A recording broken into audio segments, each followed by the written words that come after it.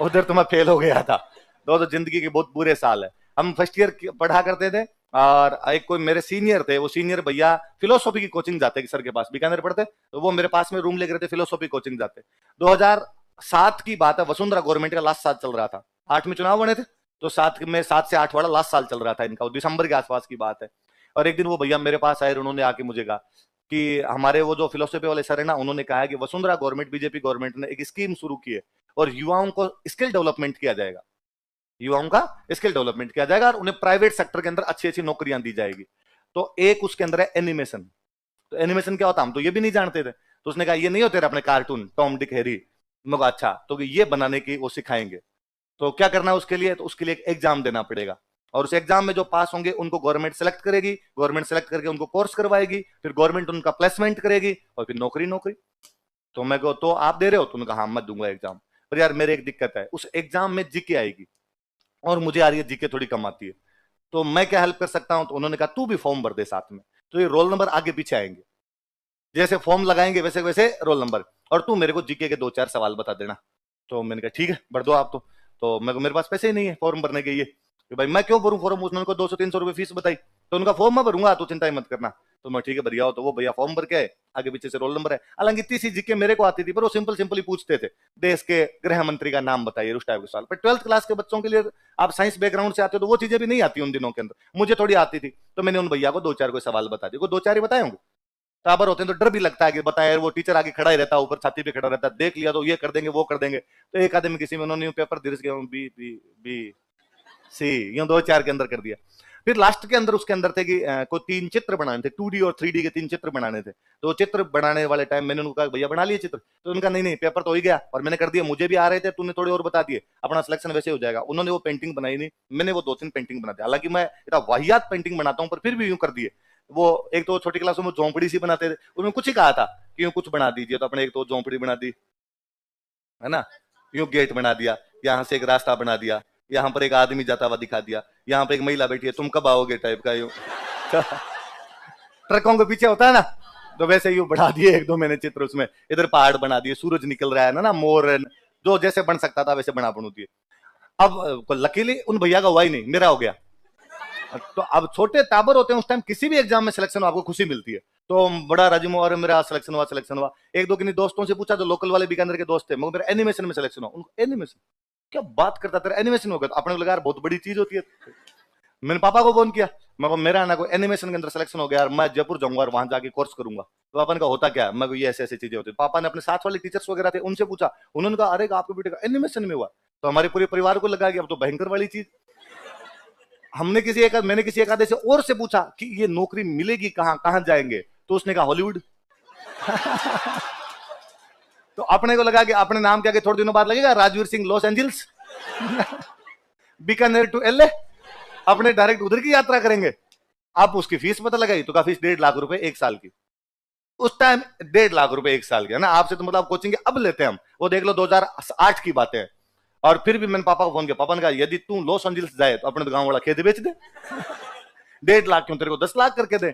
और घर वालों की 1.5 लाख फीस, अपने यहाँ पर आए, वो कोर्स करने लग गए, 1.5 लाख वो फीस के लेके, लाख 1 रुपए घर वालों के और लिए।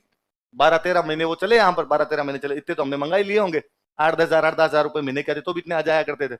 यूं करके घर वालों के 2.5 लाख का हमने चुना लगाया बहुत ढंग से। यहाँ आने के बाद मुझे पता चला कि अपने को इसमें कक्का ही नहीं आता, क्योंकि वो एनिमेशन पूरी तरीके से 2 चीजों पर टिका हुआ था। एक आपको कंप्यूटर का ज्ञान बहुत अच्छा होना चाहिए, एक आपको इंग्लिश आनी चाहिए, मुझे दोनों नहीं आते थे। इंग्लिश हम ग्रामीण पृष्ठभूमि से थे, हमारा और इंग्लिश का दूर दूर तक कोई रिलेशन नहीं आपस के अंदर। कंप्यूटर कभी मैंने तो चलाया ही नहीं था, मेरे आज भी नहीं आता, तो उस टाइम तो क्या ही आता होगा। तो वो दोनों ही नहीं आते। अब वो टीचर जो भी आते क्लास में वो इंग्लिश में बोलते, और वो बाद में कहते कंट्रोल जेड करो, तो अब हम देते कंट्रोल किधर है, जेड किधर है, वो उसमें बिठा भी देते, तो अब कंट्रोल कर देते तो जेड नहीं होता, जेड कर दिया तो कंट्रोल नहीं। उसने कहा दोनों एक साथ कीजिए, तो नहीं हुआ। तो धीरे धीरे आप थोड़े दिन तो हम क्लास में गए, बाद में हमें पता चला कि यार ये बड़ा समझ में नहीं आता। अब घर वालों को कदे कि ये बड़ा समझ में नहीं आता, घर वाले जूते मारे, घर वालों को डर लगता था भयंकर, तो बंक मारने शुरू कर दिए, जाना उनके अंदर बंद किया। तो लास्ट में पेपर हुए, तो पेपर में फेल होने थे, हमें दिख ही रहा था, तो उसके अंदर फेल हो गए। फेल हो गए तो हमको 10 लोग थे जिनका प्लेसमेंट नहीं हुआ, बाकियों का तो प्लेसमेंट हो गया था। तो मैं वापस चला गया, मैंने जाकर भाई नहीं पार पड़ी मेरी, तो उधर प्लेसमेंट वगैरह तो मेरा नहीं हुआ। एक अच्छा हमारे लिए रहा कि 2008 में बहुत भयंकर रेसेशन आया था। 2008 में रेसेशन आ गया था, आर्थिक मंदी। तो मंदी आई थी, उस साल प्राइवेट नौकरियों ने फायर करने शुरू किए थे। तो यूं डेली सुनते कि टाटा ने इतने लोग निकाल दिए, इन्फोसिस ने इतने लोग निकाल दिए, फलानी कंपनी ने इतने लोग निकाल दिए। तो हमारे पास बहाना था, हमने जाकर इस बार रिसेशन थी तो उन्होंने प्लेसमेंट किए ही नहीं, तो उन्होंने आधों को लिया, आधों को तो छोड़ दिया।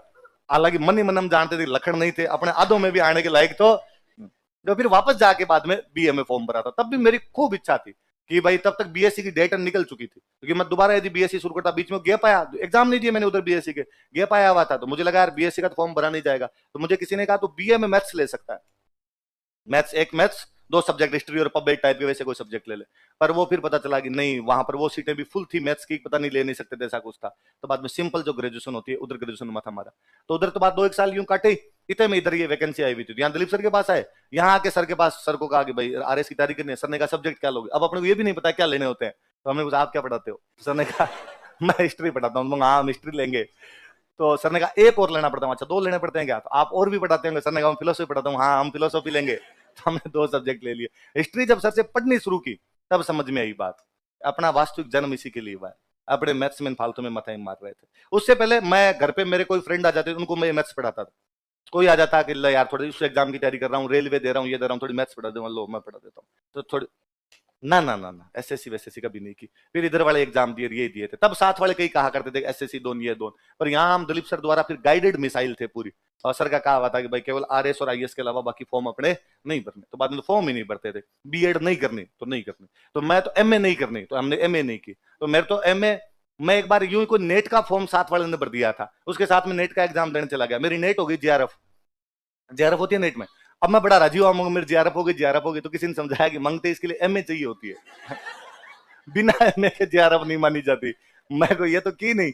तो बाद में सर से मैंने दिन डरते डरते पूछा कि मैं एमए कर लूंगा। सर ने क्या करेगा आप एमए करके तुम, तो मैंने कहा सर मेरी नेट हो गई गलती से, जेआरएफ और हो गया उसके अंदर, और अब लोग कहते हैं इसकी तो वैल्यू ही नहीं है यदि तूने एमए नहीं की तो नेट होने के बाद में एमए की हुई। तो बाद में एमए की, फिर तब तक इधर वाले फील्ड में इतना घुसे हुए थे भयंकर तरीके से कि बाद में लगा कि चलो पीएचडी कर ले। तो अभी मैं 2 दिन बीच में गया हुआ था, मैंने कहा जोधपुर क्लास है, तो मेरी वो पीएचडी जोधपुर यूनिवर्सिटी से चल रही है, वहां से कि यहाँ राजस्थान यूनिवर्सिटी में सीटें नहीं निकली थी, 4-5 साल तक यहाँ वेट किया, उधर जोधपुर में सीटें निकली, उधर सिलेक्शन हो गया, तो मैंने वहां से फॉर्म भर दिया। मैं ठीक है यार वहां भी क्लास लेते हैं तो चले जाएंगे, रो जाएंगे। तो अभी जोधपुर में हिस्ट्री का सेमिनार और चल रहा था वहां 2 दिन का, तो मेरे मन में वो लालच भी था कि यार जोधपुर में हिस्ट्री की क्लास भी ले लेंगे और वहाँ हिस्ट्री वाला सेमिनार भी चल रहा है, तो हिस्ट्री वाला सेमिनार भी 2 दिन जाके अटेंड कर लेंगे, तो बाद में तो और रास्ते खुल जाते हैं। पर बाद में तो अब मुझे लगता है यार हिस्ट्री मेरी ज्यादा अच्छी है, और एक जो किसी सब्जेक्ट के प्रति अपना विजन होता है वो बहुत अच्छा विजन होता है, वो अपना हिस्ट्री के प्रति बनता है, और किसी सब्जेक्ट के प्रति इतना क्लियर नहीं हो पाता जितना इस सब्जेक्ट के अंदर हो पाते हैं। पर फिर भी मुझे लगता है कि नहीं, मैथ्स से मेरा जन्म जन्म का कोई नाता है, और मैं यदि पॉलिश करूं अब भी वापस, जैसे नहीं आती इतनी मैथ्स नहीं आती है, अब ठीक ठीक सामान्य सी मैथ्स आती है, अब अचानक मेरे को सवाल दोगे तो नहीं आएगा, और कुछ बेसिक चीजें जो आपको हमेशा से आती है ना वो अंदर घुस जाती है आपके, और वो हमेशा रहती है, फिर उन पे पॉलिश की आवश्यकता होती है।